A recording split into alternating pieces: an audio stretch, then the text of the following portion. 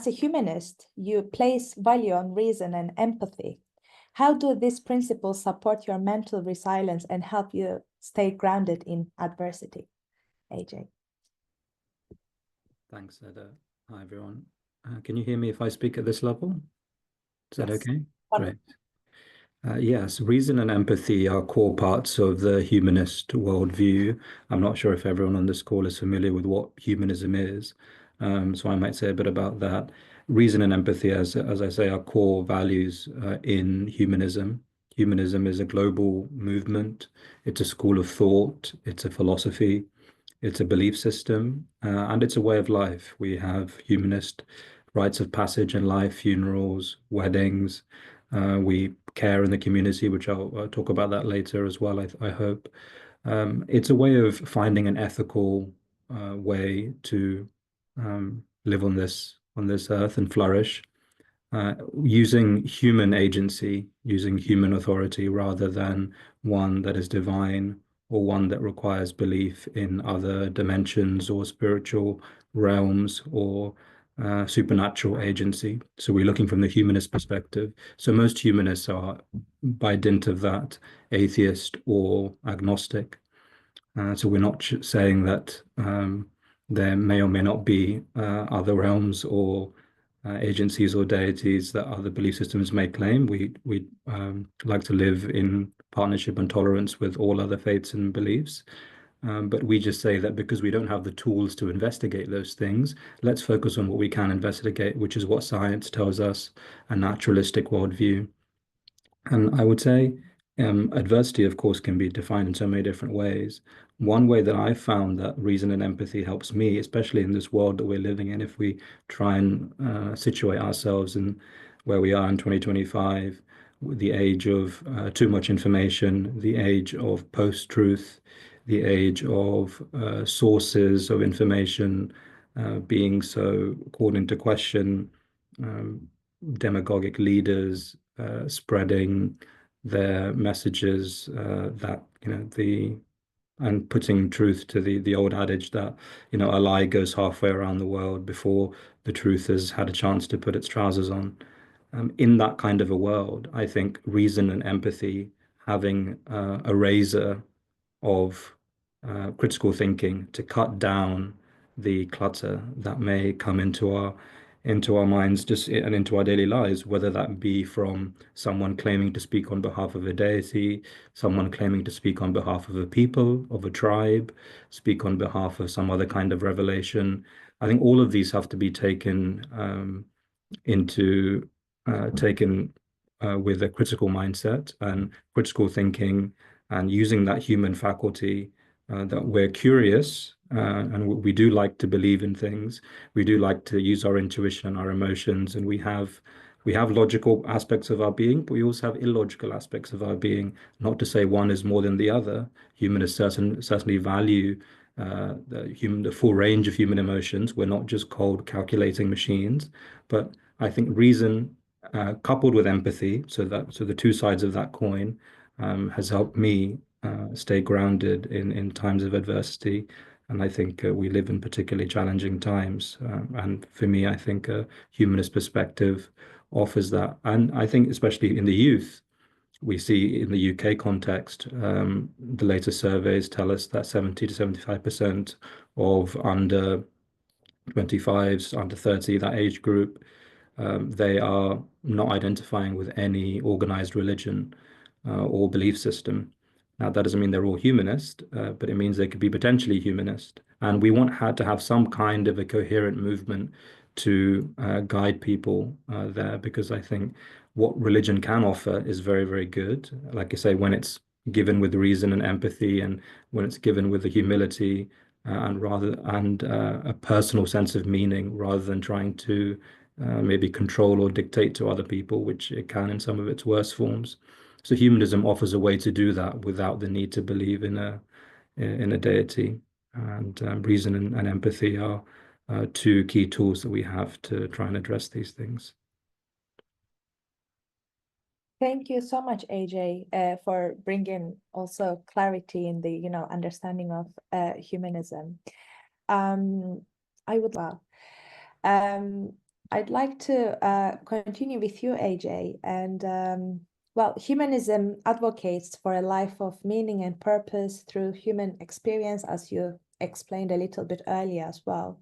How do you cultivate inner peace without reliance on spirituality? And how does this affect your well-being? Thanks, Adele. Well, this is a fascinating question, and I must, again, I mentioned this before when we were planning, but I think these are very well chosen questions. And I think it allows us to lift the bonnet a bit more and understand what humanism is. And I would say these discussions I have even with fellow humanists and fellow atheists and agnostics, I would say that although spirituality may be an uncomfortable term, and actually I was just talking to some humanist colleagues about this the other day, it may be an uncomfortable term. For example, I work with apostates, people who've left religion due to bad experiences, family abuse, and so on, and also um, ideological abuse, and those that kind of experience which suffocates our humanity, which by no means is the only experience of religion. There's plenty of beautiful and lovely and humane ways to live as a religious person, but some people don't experience that, and they come to humanism to seek refuge from that, to find a place where they can be with other like-minded people who don't believe in a God. So for those people, spirituality, you may not hear every humanist using it, but I do use it, and there's plenty of humanists that do use it. And I just wanted to share that with you. It's not necessarily incompatible with humanism to have an understanding of spirituality. Maybe we should ask, what do we mean by spirituality? Albert Einstein, Schrödinger, Carl Sagan, David Hume, and many other philosophers and intellectuals who are very much part of the humanist tradition and the scientific tradition and the philosophical tradition have spoken quite eloquently about this. And I think if we understand spirituality to be, on the one hand, a sense of humility, a sense of awe, and a sense of majesty before the reality of the cosmos, which is beyond our ability to grasp in any final sense. The beauty of a sunset across the sea, the turning of the celestial firmaments above us, the Milky Way at night, walking in a grand forest and feeling at peace, feeling at one with nature. Many other naturalistic philosophies, Buddhism to mention one, but many others have talked about this. So by no means is this only a humanistic definition of spirituality, but I think it's something that we all share as humans, and or even being carried away by music and dancing with others who are similarly entranced. All of these behaviors and experiences I've described, I would say are quite naturalistic. I would say are quite spiritual in that use of the word, and the humanistic experiences in that sense. So that's one way, sort of the awe, humility, and majesty, if we can understand spirituality. Another way to understand it, which I also find useful, is to look at the ways that we use spirit. For example, we use in English the spirit of the law as opposed to the letter of the law. Now, in that idiom, we're not implying there is some kind of God or there is some kind of supernatural force in between those words on the page in a law that's passed or a judgment from a magistrate. We just say, look beyond the outer, look inner. So look, beneath what's inside, underneath the skin, and take the actual fruit, take the meat of it. That's where the real meaning is. And to me, a spiritual experience is going beyond the outer, rather than just saying, "Oh, I'm in a forest. There's some trees, there's some leaves, there's some soil." That's the outer. But really walking in the forest, meditating, being mindful, all of the things that we talked about before already mentioned, those can all be humanistic experiences as well. So I think in there we find an interfaith connection, an ability to share the way of finding well-being, the way of finding a connection, even if it's a humanist and also a religious person walking in a forest in the same way, they can share that experience. So I personally have meditated for many years. And I would say a humanistic spirituality in this sense is core to my worldview and my life stance. So that's how I that's how I get my well-being. So I would correct the question a bit there. I would say that whether we call it spirituality or not, and I'm not wedded to that, you can call it nature, you can call it the cosmos, anything you want, and other humanists may have a word for it or different words for it or no word for it. The experience is there, and that's what matters. So because we're all human, we're all connected by a common DNA, again, coming out of evolutionary understandings, which are core to humanism, coming from a scientific view of the world, it makes sense that we're all kind of gladdened and the well-being is soothed by such experiences, no matter what we call them. Absolutely. I agree with your, connection as well. I think my connection is a little bit similar, but I'm leaving it for the discussion as well as we're going to answer the questions. AJ, in your view, what role does community play in fostering resilience, and how do you help build a supportive, compassionate community for others to flourish? I think the key word there is flourish.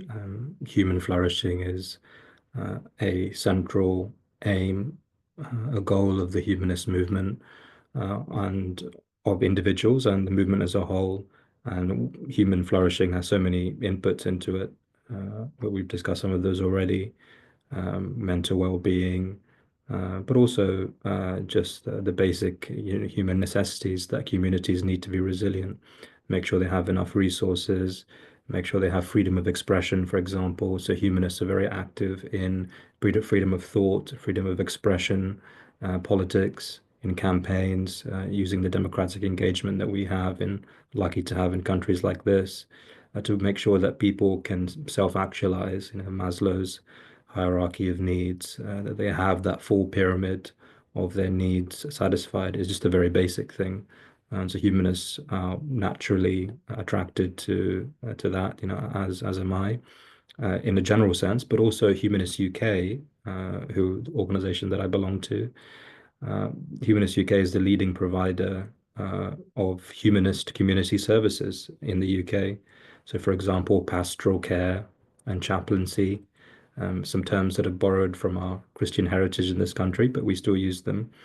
Going back to what I was saying before about it doesn't matter what you call it, but it matters what the actual experience is and what you actually do. So, prison mentoring, being offering guidance and support for people who are suffering in hospitals and family members as well as patients.